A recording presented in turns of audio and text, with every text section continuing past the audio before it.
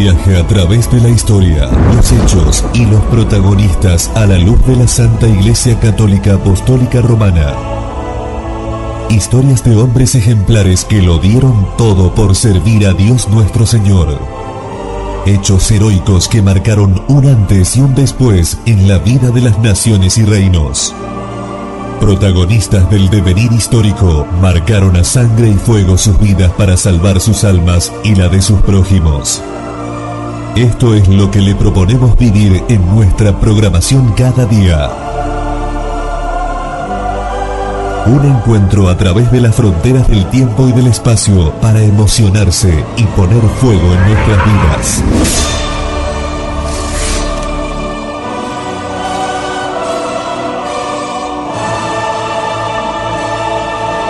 Radio Cristiandad, 24 horas para que Cristo reine. Felipe II, el caballero de la fe. Las últimas palabras que pronunció y con que partió de este mundo fue decir como pudo que moría como católico en la fe y obediencia de la Santa Iglesia Romana, y besando 1000 veces su crucifijo, teníale en la una mano y en la otra la candela, y delante la reliquia de San Albano por la indulgencia, se fue acabando poco a poco, de suerte que con un pequeño movimiento, dando 2 o 3 boqueadas, salió aquella santa alma y se fue, según lo dicen tantas pruebas, a gozar del reino soberano. Durmió en el Señor el gran Felipe II, hijo del emperador Carlos V, en la misma casa y templo de San Lorenzo que había edificado, y casi encima de su misma sepultura, a las 5 de la mañana, cuando el alba rompía por el oriente trayendo el sol a la luz del domingo, día de luz y del Señor de la luz, y estando cantando la misa del alba los niños del seminario, la postrera que se dijo por su vida y la primera de su muerte, a 13 de septiembre, en las octavas de la Natividad de Nuestra Señora, vigilia de la exaltación de la cruz, el año 1598, en el mismo día que 14 años antes había puesto la postrera piedra de todo el cuadro y fábrica de esta casa. Así nos relata Fray José de Sigüenza en su famosa obra Historia de la Orden de San Jerónimo, los últimos instantes de la vida temporal del rey Felipe II, hace 400 años. Y esta conferencia pretende ser un sincero y devoto homenaje a tan insigne figura histórica. Y lo pretende ser desde un ángulo que nos puede y nos debe interesar como católicos, cuál es el combate por la fe. Con la muerte de Felipe II se marca un hito en la historia de España, el inicio de la curva descendente de la trayectoria que la monarquía hispánica, por su vinculación con el imperio, venía protagonizando en relación con el arduo combate contra las fuerzas desintegradoras de la cristiandad, tanto en lo religioso como en lo político y cultural. Fuerzas desintegradoras cuyo denominador común no era otro que el naturalismo antropocéntrico. En definitiva, es el continuo combate de la ciudad del hombre frente a la ciudad de Dios. Con los Austrias menores, el esfuerzo de la monarquía hispánica en este combate disminuye, llegando prácticamente a desaparecer a partir del cambio dinástico que tiene lugar en el siglo XVIII con la Casa de Borbón, para llegar a desembocar en la situación actual, donde asistimos a un rotundo, aunque momentáneo triunfo de la ciudad del hombre sobre la ciudad de Dios. Y queremos subrayar sobremanera lo de momentáneo, porque la historia no se detiene, sigue siempre su rumbo, y su rumbo no es otro que el marcado por Dios desde toda la eternidad, el que todas las cosas vuelvan a Dios por nuestro Señor Jesucristo. Y la obra de Jesucristo es la Iglesia. Y la piedra angular, piedra inmóvil, donde descansa la Iglesia, no es otra que el propio Jesucristo. Pedro, el romano pontífice, lo es, pero lo es por esta piedra angular que no es otra que Cristo. Y la defensa de la fe constituye el distintivo del pontificado, del romano pontífice, y tiene 5 notas características conocidas como las intenciones del romano pontífice, por las cuales debemos de rogar para lucrar indulgencia en aquellas devociones que así lo tienen establecido. Todo ello, claro está, con las debidas condiciones. Pues bien, el desarrollo de esta conferencia consistirá en considerar cronológicamente cómo la ejecutoria personal y política de Felipe II se ajustó a estas 5 notas características, elevando a la monarquía hispánica a un auténtico nivel de plenitud en el papel que venía desempeñando como espada de Roma. Y la primera nota característica que vamos a considerar es la paz y concordia entre los príncipes cristianos, que tiene cifrado un nombre histórico muy concreto: Cato Cambresis. Felipe II nació en Valladolid el 21 de mayo de 1527, en el Palacio de los Condes de Rivadavia. De su educación se encargó Juan Martínez Silicio, más tarde arzobispo de Toledo y cardenal. En 1543, el emperador, su padre, le confió la regencia de España, asignándole como consejeros al duque de Alba y al cardenal Tavera. En ese mismo año se desposó con su prima María Manuela de Portugal, que fallecería 2 años más tarde después de dar a luz al infante don Carlos. Unos años más tarde, en 1554, Felipe II contrae matrimonio con María Tudor, reina de Inglaterra, para lo cual el emperador le confirió los títulos de rey de Nápoles y de Sicilia y duque de Milán. Finalmente, en 1556, el emperador abdica en su hijo Felipe las coronas de Castilla, Navarra y Aragón, con los recientes reinos de Indias, así como la herencia borgoñona, Flandes y el Franco Condado. La corona imperial la cedería Carlos V a su hermano Fernando.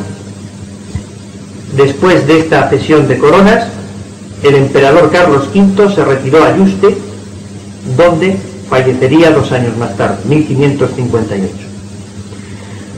Pero esta cesión de coronas no discurría en un ambiente pacífico, sino todo lo contrario. En 1556 estallaba una nueva guerra con Enrique II de Francia, incitado por el Papa Paulo IV, de la familia napolitana de los Carafa. Paulo IV había declarado ilegítimos los dominios españoles en la península italiana. El emperador ya había mantenido 5 guerras contra la corona de Francia, y esta que se iniciaba con la transmisión de poderes hacía el número 6º de la serie. El propio Paulo IV aprestó un ejército para unirlo a las tropas francesas. Felipe II, ante tan delicada situación, por querer ser él precisamente el más denodado defensor del catolicismo, consultó a 5 teólogos, entre los cuales destacaba Fray Melchor Cano, de la religión de Santo Domingo, orden de predicadores. Melchor Cano fue calificado por Menéndez Pelayo como luz de nuestros teólogos y emitió un famoso documento llamado su parecer sobre este tema, y en este parecer señalaba rotundamente: y así claramente se ve que pues su santidad no hace la guerra con el poder espiritual, sino con el temporal, vuestra majestad no se defiende del Papa ni del vicario de Cristo nuestro Señor, sino hablando con propiedad de un príncipe de Italia, su comarcano, que como tal hace la guerra. Esta no era una opinión aislada. Ya Domingo de Soto, también famoso dominico, sobre este tema afirmaba en relación con el romano pontífice: cuando se viste el arnés, es decir, la armadura, parece desnudarse la casulla, y cuando se pone el yelmo, es decir, el casco de la guerra, encubre la tiara. Asimismo, podríamos remontarnos a la Summa de Ecclesia, escrita en el siglo anterior, entre los años 1450-1453, por Fray Juan de Torquemada, también dominico y cardenal, y tío, por más señas, del que fuera famoso inquisidor, Fray Tomás de Torquemada, primer inquisidor general. Pues bien, Fray Juan de Torquemada nos enseña en su Summa de Ecclesia cómo la autoridad del Papa viene enteramente limitada por sus fines sobrenaturales. En definitiva, la teología ha sabido distinguir entre el Papa, el romano pontífice, y su persona cuando actúa en un sentido distinto, en este caso, como jefe del Estado pontificio. Y esta distinción puede arrojar un cierto punto de luz sobre la crisis actual de la Iglesia. Porque cuando oímos decir que las personas que defienden, o más exactamente por la misericordia de Dios, defendemos la tradición de la Iglesia, es decir, la Iglesia como es en sí misma irreformable y como ha sido siempre, y se nos dice que estamos contra el Papa, o que no estamos en comunión con el Papa, nada hay más lejos de la realidad. Porque si la teología supo distinguir entre el Papa, vicario de Cristo, y la persona del romano pontífice cuando actúa en un sentido distinto a su cometido, en el caso histórico en que nos remontábamos era como jefe de Estado, del Estado pontificio, mucho más hay que distinguir entre el Papa vicario de Cristo y la persona del romano pontífice, no cuando actúa sencillamente o simplemente en un sentido distinto, sino aún más gravemente, en un sentido diametralmente opuesto al de su divina misión, pues en lugar de defender la realeza de nuestro Señor Jesucristo y los derechos de nuestro Señor Jesucristo, se defienden los derechos humanos, el que cualquier credo u opinión, digámoslo religiosa, está al mismo nivel que el de la divina Iglesia Católica, o incluso más, que a través de cualquier credo u opinión en materia religiosa el hombre puede encontrar salvación, y así un largo y doloroso etcétera.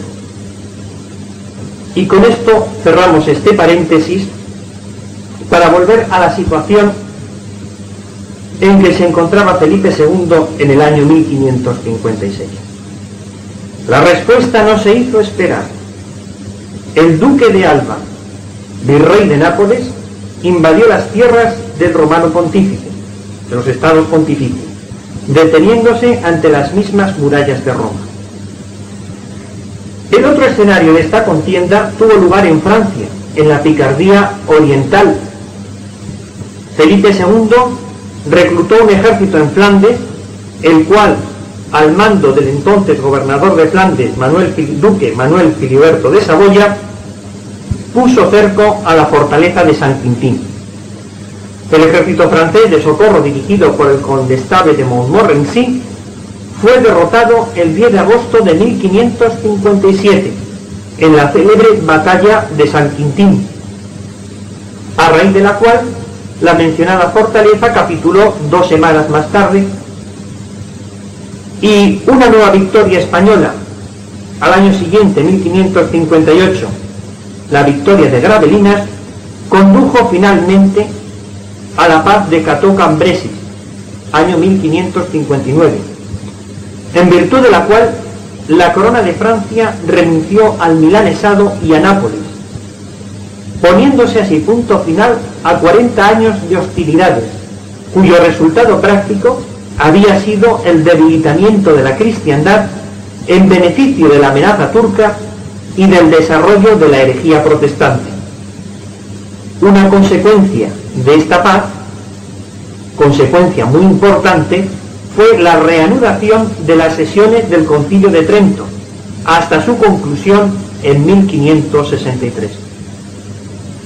Para sellar esta alianza, Felipe II, viudo de María Tudor desde el año 1558, contrajo matrimonio con Isabel de Valois, hija de Enrique II de Francia.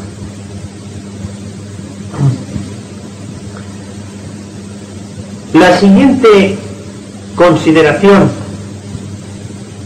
que vamos a tener presente es,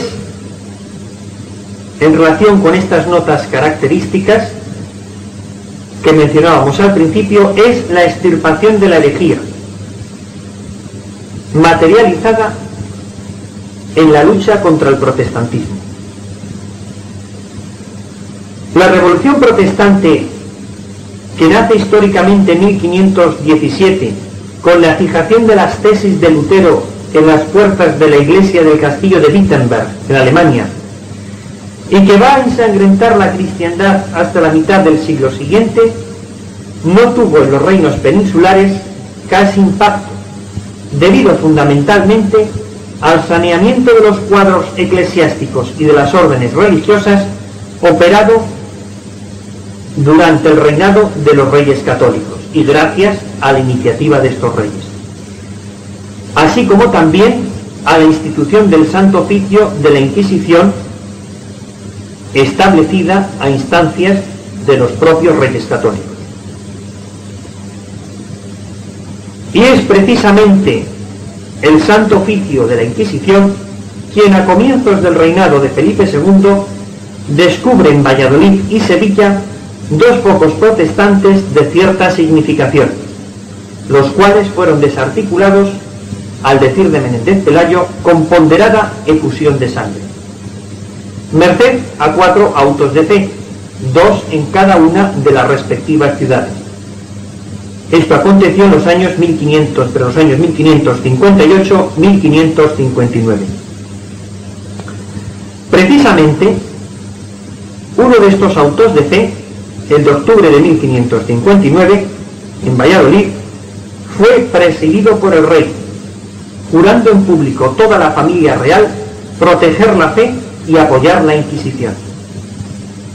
Se cuenta además que el propio Felipe II contestó a uno de los condenados, en concreto a don Carlos de Seso, corregidor de Toro: yo traeré leña para quemar a mi hijo si fuere tan malo como vos. Años más tarde respondería a uno de los informes del Consejo de la Suprema: las cosas del Santo Oficio favoreceré yo y ayudaré siempre, entendiendo como entiendo las causas y obligación que hay en ello, que hay para ello, y más en mí que en nadie. Pero donde más ardua va a resultar la lucha contra la herejía protestante, y por lo tanto mejor se va a manifestar el temple religioso de Felipe II, es en Flandes. Las ricas provincias de Flandes ya habían sufrido en la época del emperador el impacto de la herejía. No obstante, una rápida intervención armada había sofocado los principales conatos heréticos y subversivos. Podemos citar en concreto la acción de Haarlem en el año 1533. Se dispuso además la actuación de la Inquisición sin tribunales propios en el lugar. Fue desarrollada e impuesta desde la corte a la élite política de Bruselas, lo cual suponía la extradición de los encausados pasando por encima de los privilegios locales. Los flamencos eran muy celosos de estos privilegios y del poder de su Consejo de Estado. Y aprovechando que Felipe II tenía ocupada su atención y sus efectivos militares en la defensa de Malta frente a los turcos, los nobles flamencos deciden pasar a la acción presionando sobre lo que más podía molestar al rey, la cuestión religiosa. En 1566 se imponen a la gobernadora Margarita de Parma, hermana de padre del propio Felipe II, quien al carecer de apoyo no puede impedir que se siga castigando la herejía. Los protestantes de todas las latitudes ven su ocasión, cayendo sobre Flandes como una plaga, cometiendo innumerables sacrilegios y tropelías contra la religión. Es la denominada revuelta de los mendigos. Finalmente, en 1567, con un socorro de 300.000 ducados que el rey Felipe II consigue girar a su hermana Margarita de Parma, se recluta un ejército en Alemania que derrota a los rebeldes en Osterwald en marzo de 1567. En agosto de este mismo año, 1567, el duque de Alba llega con 10.000 veteranos de los tercios de Nápoles a Bruselas y se hace cargo del gobierno de Flandes, imponiendo el Consejo de los Tumultos para juzgar casos sospechosos de rebelión o herejía. El Consejo de los Tumultos va a actuar sumariamente. En la Cuaresma de 1568 son ejecutados varios miles de rebeldes y en ese mismo año lo serán también dos cabecillas principales, el conde de Egmont y el conde de Hort, aunque logra escaparse el más conspicuo de todos ellos, Guillermo de Orange, que organiza desde el exterior la contraofensiva. Así, 5 años más tarde, 1572, los mendigos del mar toman Briel y algunas zonas costeras. El duque de Alba trata de recuperar lo perdido sometiendo Haarlem, pero no consigue reducir la posición de Alkmaar. A finales de 1573, el duque de Alba es llamado a Madrid debido a los manejos de Antonio Pérez, del siniestro Antonio Pérez, secretario del rey, que era hijo sacrílego de Gonzalo Pérez y de ascendencia judía. Y es llamado a Madrid casi en el momento de lograr el éxito. Momento culminante para terminar de acabar con los últimos focos rebeldes. A partir de entonces se van a suceder los gobernadores en Flandes: don Luis de Requesens, don Juan de Austria, el príncipe de Parma Alejandro Farnesio, el conde de Fuentes y el archiduque Alberto, con distintas alternancias en su lucha contra los protestantes. Flandes se convierte en una brecha abierta en el sistema defensivo español, donde se concentra el ataque del protestantismo, tanto del lugar como de las zonas próximas o limítrofes: protestantes de Inglaterra, los luteranos de Alemania, los hugonotes de Francia. Felipe II decidió emplearse a fondo en la medida que pudo. Prefiero perder mis reinos antes que gobernar sobre herejes, había proclamado. De ahí el sobretítulo de Caballero de la Fe con que se le calificó. A finales del reinado de Felipe II, Flandes quedó extinguido entre las provincias del norte, que se mantuvieron protestantes y en mayor o menor medida, dependiendo de la suerte de las armas, ajenas al control efectivo de la corona española, y las provincias del sur católicas y fieles a la monarquía hispánica. Las provincias del norte protestantes se las conoció entonces, o desde entonces, como Provincias Unidas, mientras que las provincias católicas del sur integraron la llamada Confederación de Arras. Una derivación del problema de Flandes y de la lucha contra el protestantismo va a ser la guerra contra Inglaterra.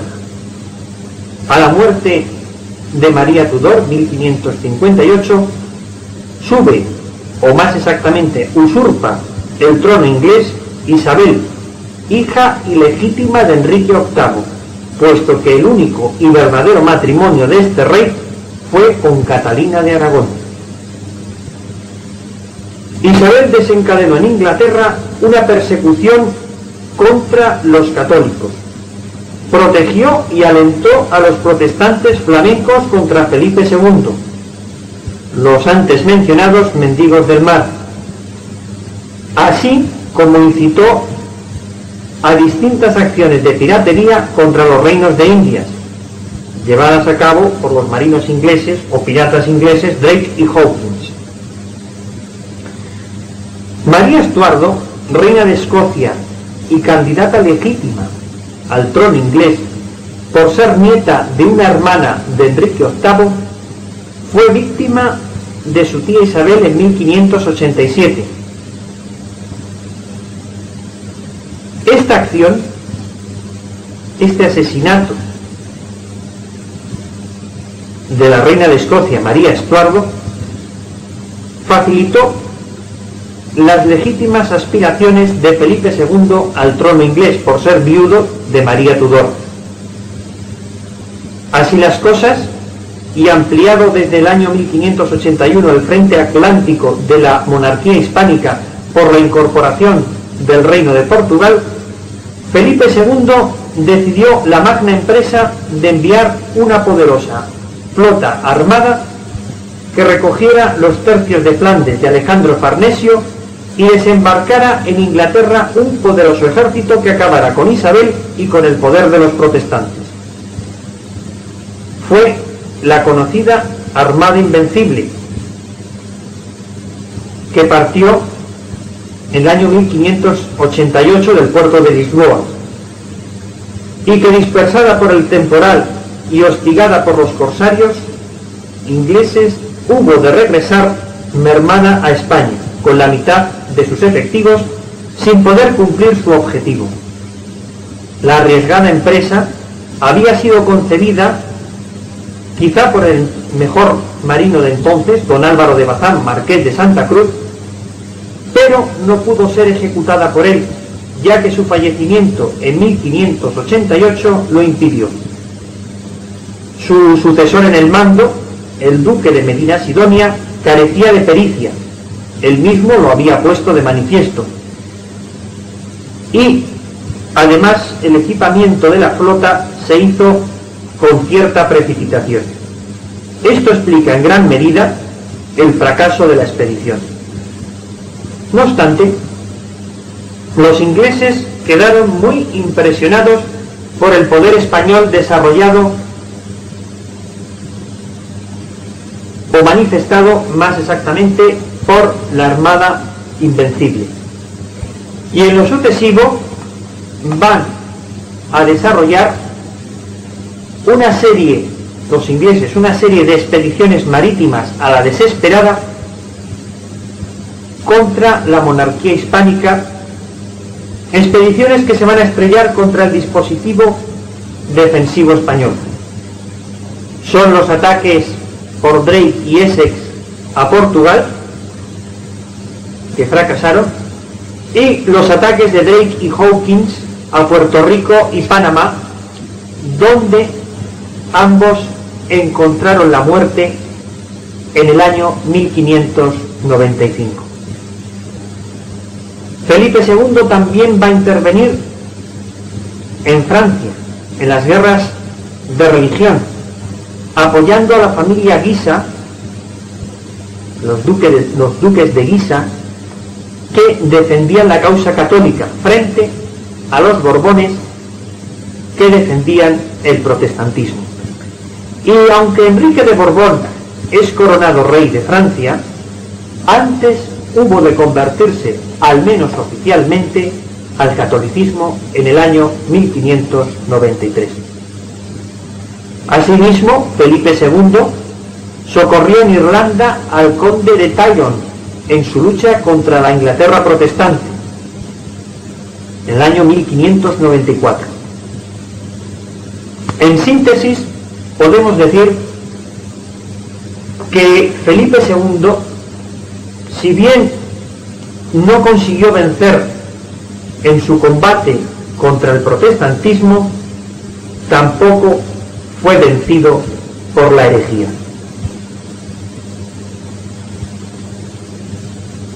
La tercera nota característica que vamos a traer a colación es la libertad y exaltación de la Santa Iglesia Católica, plasmada o concretizada históricamente durante el reinado de Felipe II en la lucha contra el Islam, ya que uno de los más encarnizados enemigos de la divina misión de la Iglesia ha sido secularmente el Islam. Felipe II hizo frente al Islam tanto en el orden interno como en el externo. Dentro de las fronteras de la monarquía hispánica, las prácticas islámicas habían sido suprimidas oficialmente desde el año 1502 en Castilla y desde 1525 en el Reino de Aragón. Los moriscos estaban obligados a bautizarse o a emigrar desde estas fechas. Sin embargo, existían grupos de moriscos muy compactos que en Valencia y en Granada principalmente seguían con sus prácticas islámicas.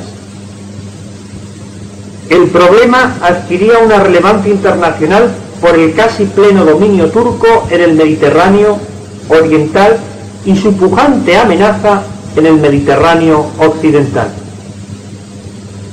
En Granada, la Inquisición había redoblado sus esfuerzos contra los moriscos reincidentes, sobre todo a partir de 1565, por la acción del cardenal Espinosa, el cual, además de ser obispo de Sigüenza, era presidente del Consejo de Castilla.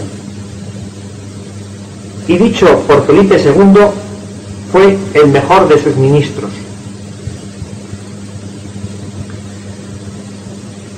Además, el cardenal Espinosa, al año siguiente, va a ser, o mejor dicho, a los 2 años siguientes, en 1567, va a ser nombrado inquisidor general. Su consigna era clara: de los enemigos los menos.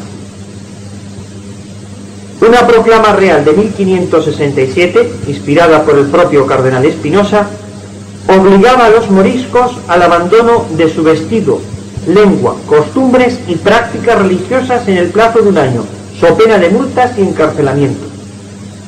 Al año siguiente estalla la rebelión, que se hace fuerte en la región montañosa de la Alpujarra, llegando a amenazar el puerto y la ciudad de Almería.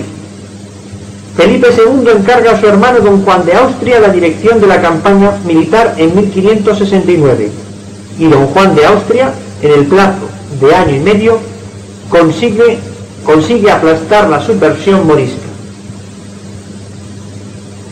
El combate externo contra el Islam tuvo como escenario el Mediterráneo, el mar Mediterráneo. En 1563 los turcos atacaron el bastión español de Orán y en 1565 asediaron Malta. Felipe II consiguió rechazarlos superando grandes dificultades. Sin embargo, los turcos no cesan en sus ofensivas y en 1570 atacan Chipre, que pertenecía entonces a la Serenísima República de Venecia, rindiendo Nicosia y Famagusta, año 1571.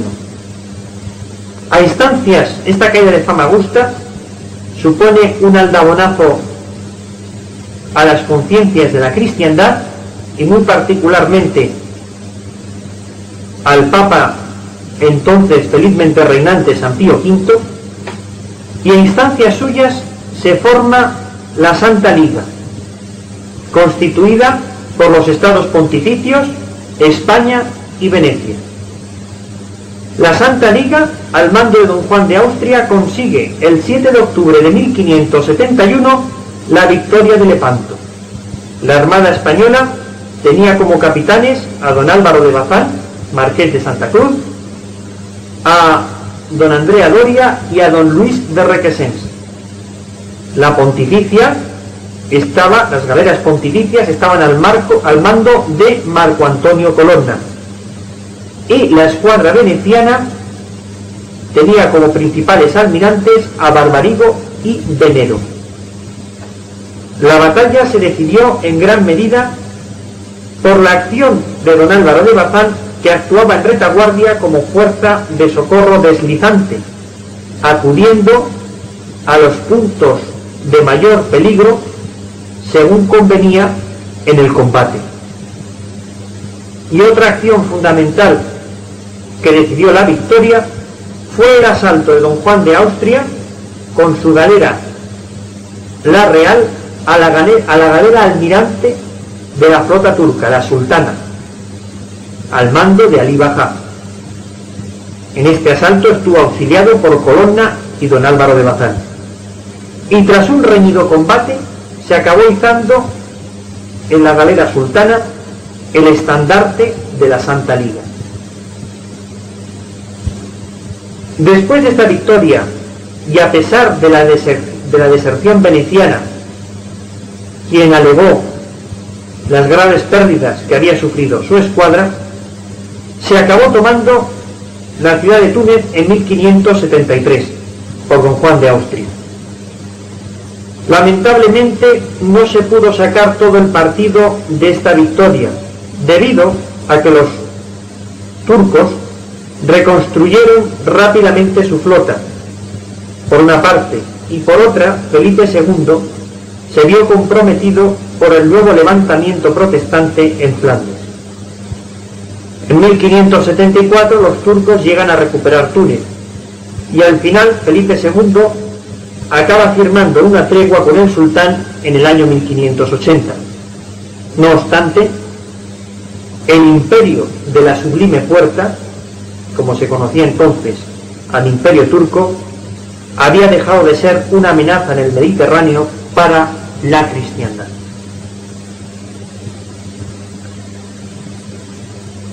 La siguiente nota característica que vamos a tener presente es la propagación de la fe, que se plasmó de una manera extraordinaria en América y Filipinas. En el reinado de Carlos V se habían configurado ya los dos reinos de Indias, en que se iba a articular administrativamente la América española durante los siglos XVI y XVII, a saber, el reino de México o de Nueva España y el reino de Perú o de Nueva Castilla. Durante el reinado de Felipe II asistimos a su consolidación y expansión, y esto no solo a un nivel cívico-militar, sino también y fundamentalmente a nivel religioso, debido al protagonismo que sobre este aspecto ejercía la corona a resultas del patronato regio, cuyos principales privilegios eran el derecho de provisión de todos los beneficios eclesiásticos, el derecho a la erección de lugares píos o religiosos y el derecho de percepción de los diezmos. A principios de su reinado, Felipe II se ocupa de la reorganización del Consejo de Indias y, asesorado por el cardenal Espinosa, establece en 1566 una junta para investigar el modo en que se administraba América. La junta estaba dirigida por Juan de Obando, miembro del Consejo de la Inquisición, quien acabaría siendo nombrado presidente del Consejo de Indias. A instancias de Obando se decretaron las ordenanzas de 1573, que se orientaban básicamente a la protección de los indígenas y a la cristianización de los mismos. La intensificación de la actividad religiosa se materializó en el envío a ultramar durante el reinado de Felipe II de casi 3.000 misioneros, 2.682 religiosos y 376 clérigos seculares. Obando también supervisó el nombramiento de los virreyes, nombrándose a instancias suyas o por selección suya 2 virreyes que fueron o manifestaron tener un resultado extraordinario. Nos estamos refiriendo a don Martín Enríquez de Almansa, que fue virrey de México, quien venció a los indios chichimecas y estabilizó el problema que existía en la frontera septentrional del virreinato o del Reino de México. El otro virrey, quizá en opinión de algún historiador, el mejor virrey de toda la historia de los reinos de Indias, fue don Francisco de Toledo, conde de Oropesa, que fue nombrado virrey del Perú,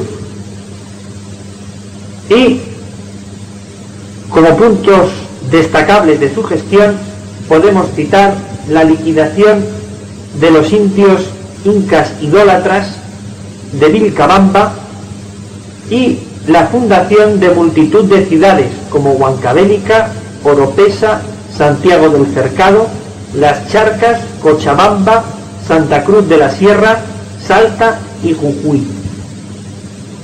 Extendió la frontera del Reino del Perú a través de lo que geográficamente ahora ocupan los países de Bolivia, Paraguay y el norte de Argentina. Asimismo, se van a crear nuevas diócesis.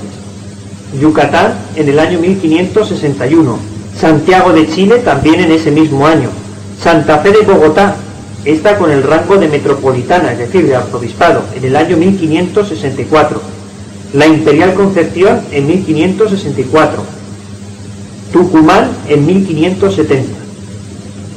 Y en la acción misionera destacaron el padre Gonzalo de Tapia, jesuita, mártir en la evangelización de Sinaloa, en México, San Francisco Solano, franciscano, misionero del norte de Argentina, y San Luis Beltrán, dominico, que fue doctrinero en la diócesis de Cartagena de Indias. Por otra parte, en los años 1564-1565, don Miguel López de Legazpi, siguiendo órdenes personales del rey, anexiona casi sin resistencia las islas Filipinas a la corona.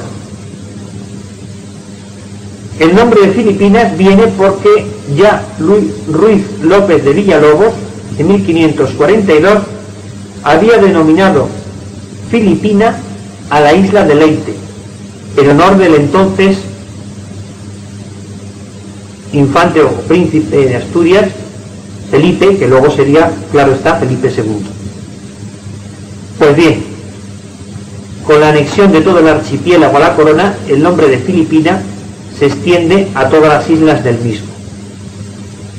Y con la expedición de Legazpi iba el padre Andrés de Urdaneta, agustino, que con otros agustinos dirigen la primera evangelización. A fines del reinado de Felipe II había más de 260 misioneros para evangelizar aproximadamente a 500.000 de indígenas, y se había erigido distintas diócesis, la más importante, la de Manila, como metropolitana en 1581, con 3 sufragáneos, Genú Onomini Yesu, Nueva Cáceres y Nueva Segovia. La última nota característica que vamos a considerar es la conversión de los pecadores, manifestada en el propio ejemplo personal del rey Felipe II.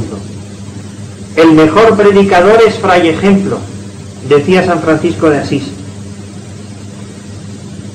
Para conocer la persona de Felipe II, nada mejor que acercarnos a esa especie de autorretrato suyo en piedra que es el monasterio del Escorial.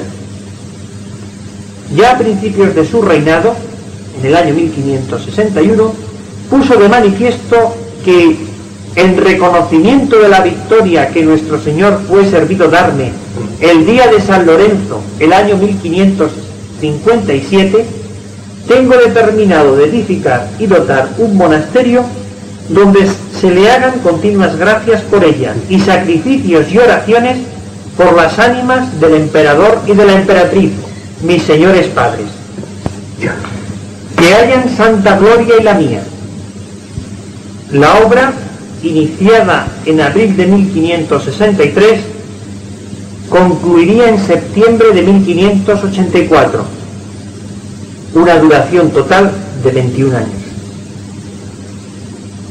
El nombre de Felipe II puede sumarse al de aquellos monarcas que, como Salomón o Justiniano, dejaron memoria en la historia por sus empresas edilicias de carácter religioso, en las que no solo actuaron como regios mecenas, sino que asumieron personalmente el sagrado destino de sus arquitecturas. En Felipe II se da la figura del rex sacerdos, del rey sacerdote, que identifica la acción del gobierno temporal con el servicio a la causa de Dios Todopoderoso, adquiriendo aquella, es decir, su acción de gobierno temporal, un carácter sacro. Por lo tanto, se entiende, cuando hablamos de sacerdocio, un sacerdocio de carácter espiritual, no sacramental. La configuración del monasterio, avalando esta idea, se asimila a la del templo de Salomón, con sus tres partes diferenciadas: templo o casa de Dios, casa sacerdotal y palacio o mansión del rey, mansión regia. Su perfección geométrica, las estatuas de los reyes del Antiguo Testamento en la entrada del templo, la mención de Felipe II en el pórtico como rey de todas las Españas, de las dos Sicilias y de Jerusalén. Esto de Jerusalén era un título de rey de Jerusalén que venía de la época de las cruzadas, no deja duda sobre lo que el Escorial tiene de bíblica emulación, buscando en relación con el templo de Salomón una comunión de ideas en las que Dios, el rey y la arquitectura forman una trilogía plena de resonancias político-religiosas y, si se quiere, un anticipo de la nueva Jerusalén, de la Jerusalén celestial, revelada por Dios tras el juicio final. Asimismo, el Escorial nos revela otra faceta de la personalidad de Felipe II, el rey monje. Los aposentos privados del rey no solo abrazan el testero de la iglesia, sino que además su habitación particular es la más próxima al altar y a la vez está contigua a los pabellones donde se ubican las celdas de los monjes, como significando que el rey no es sino el primero de los monjes, guardián y piadoso vigilante del altar, y que su modesta casa era un lugar de aislamiento personal, lo que cartujos y jerónimos denominan desierto en el sentido de silenciosa y buscada soledad.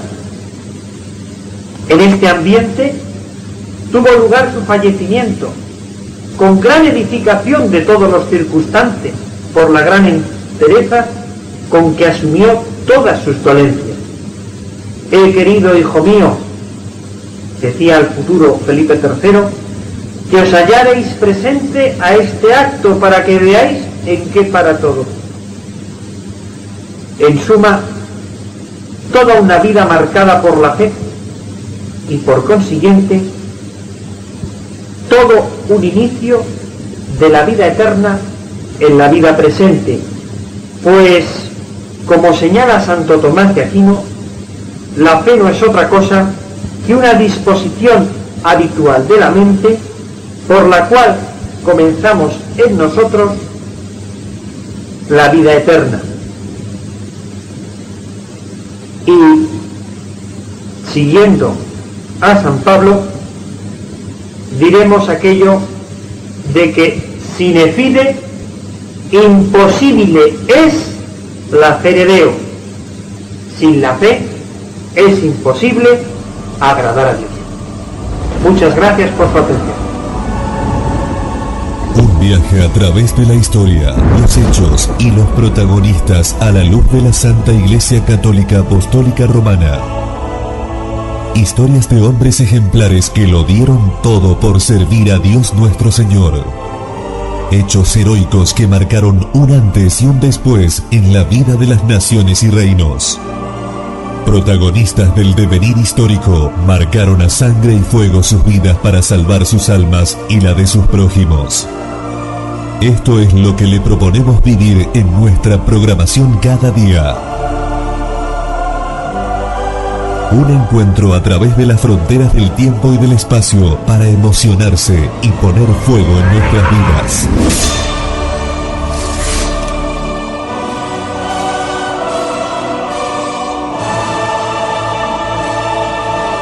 Radio Cristiandad, 24 horas para que Cristo reine.